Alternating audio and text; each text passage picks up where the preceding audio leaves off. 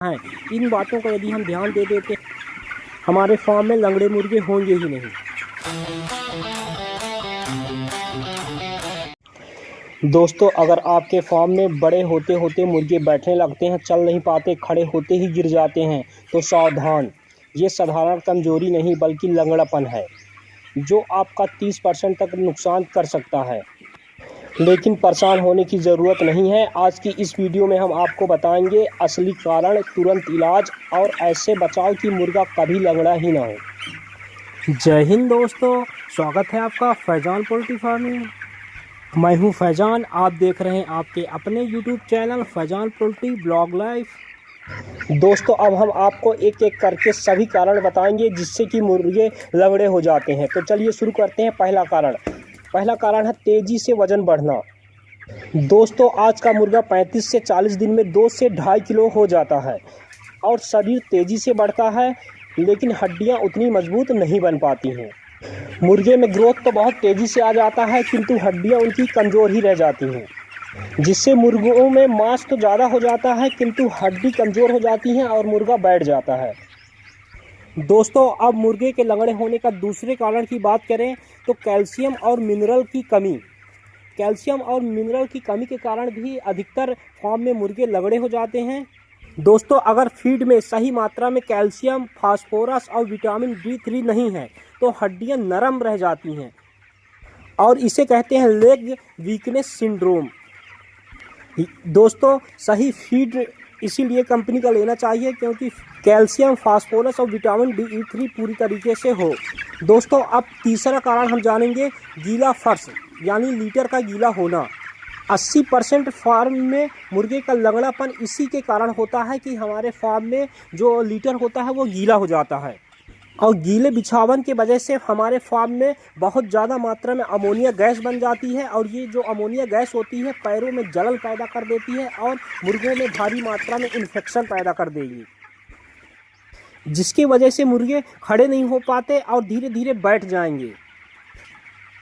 दोस्तों, याद रखिए, लंगड़ापन बीमारी नहीं है, ये केवल मैनेजमेंट की गलती है। 80% तक फार्म में लंगड़ेपन की शिकायत हमारे फार्मिंग मैनेजमेंट के कारण ही होती है। दोस्तों, अब हम चौथे कारण की बात करें तो हमारे फार्म में ज़रूरत से ज़्यादा मुर्गों की संख्या यानी ज़्यादा भीड़।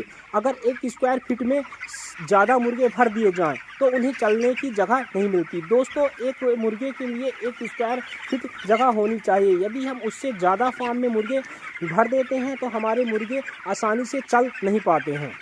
जब मुर्गे आसानी से चल नहीं पाएंगे, दौड़ नहीं पाएंगे तो स्ट्रेस होगा उनमें और उनकी हड्डियां कमज़ोर हो जाएंगी। और दोस्तों, बहुत ज़्यादा संख्या होने के कारण उन्हें चलने की जगह नहीं मिलती और जब चलने की जगह नहीं मिलेगी तो उनकी एक्सरसाइज भी नहीं होती, जिससे हड्डियां कमज़ोर हो जाती हैं और मुर्गे लंगड़े होने लगते हैं।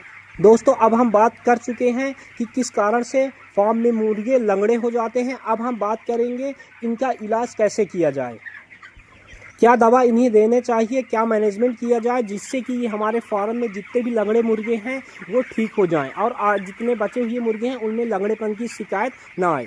तो आइए हम बात करते हैं इसके इलाज की। दोस्तों, अब हम आपको बताते हैं तुरंत क्या करें।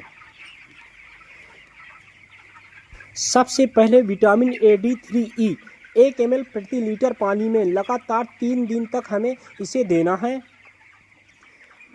दूसरी दवा लिक्विड कैल्शियम, इसका डोज 2 ml प्रति लीटर पानी में, इसे भी लगातार 3 दिन तक हमें मुर्गों को देना होगा। दोस्तों, सबसे ज़रूरी दवा इलेक्ट्रोलाइट, इसे हमें रोज़ाना दोनों टाइम के पानी में देना चाहिए। दोस्तों, जब हम इतना दवा देंगे अपने फार्म के मुर्गों को तो लगभग 70% जो लंगड़े हुए मुर्गे हैं वो खड़े हो जाएंगे और खड़े होके चलने लगेंगे। दोस्तों, और सबसे बड़ा कारण जो लंगड़ेपन होने का होता है हमारा फीड होता है। तो फिनिशर फीड की क्वालिटी ज़रूर चेक करें, प्रोटीन सही है कि नहीं। उसमें फीड में हमारे लगभग 19 से 21% प्रोटीन होना चाहिए। दोस्तों, हमारे फीड में प्रोटीन की मात्रा लगभग 19 से 21% होनी चाहिए। और ये भी बात हम जान लें कि क्या हमारे फीड में मिनरल प्रेमिक्स मिला दें, इस बात को भी ज़रूर ध्यान दें। और दोस्तों, अब सबसे बड़ा इलाज आपको हम बताएंगे। दोस्तों अपने फार्म से गीला बिछावन तुरंत बदलें। पुराना लीटर निकाल लें फार्म से, जितना भी गीला हुआ लीटर है, और नया सूखा लीटर भूसा फार्म में डाल दें। और ये भी अपने फार्म में ध्यान दें कि कहीं से पानी तो फार्म में नहीं गिर रहा जिसके वजह से लीटर गीला हो रहा है। पानी गिरना तुरंत बंद करें। दोस्तों हमने इलाज की बात कर ली है। अगर हम आपको बताएं कि ये लगड़ेपन की शिकायत हमारे फार्म में आए ही ना, यानी ऐसा हम क्या करें कि हमारे फार्म में लगड़ेपन की बीमारी हमारे मुर्गों में आए ही ना, तो इसके लिए हमें निम्न बातों का विशेष ध्यान देना है। इन बातों का यदि हम ध्यान दे देते हैं हमारे फार्म में लगड़े मुर्गे होंगे ही नहीं। पहला, एक मुर्गे को कम से कम 1 स्क्वायर फीट जगह चाहिए। दूसरा, हमेशा सूखा लीटर होना चाहिए। दोस्तों तीसरा, पानी कभी ओवरफ्लो नहीं होना चाहिए हमारे फार्म में।